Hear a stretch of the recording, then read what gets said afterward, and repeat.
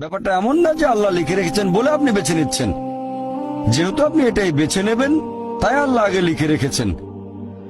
এখানে পছন্দ আপনার, তবে আল্লাহ আপনার পছন্দ জানেন। যেমন ধরেন, একটা রাস্তার মোড়ে আসলেন, সামনে 5টা রাস্তা, রোড নাম্বার 1, 2, 3, 4, 5।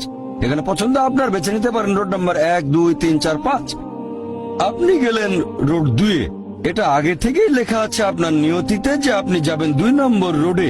ব্যাপারটা এমন না যে আল্লাহ লিখেছেন বলে আপনি করছেন। যেহেতু আপনি এটাই বেছে নেবেন, তাই আল্লাহ আগে লিখে রেখেছেন।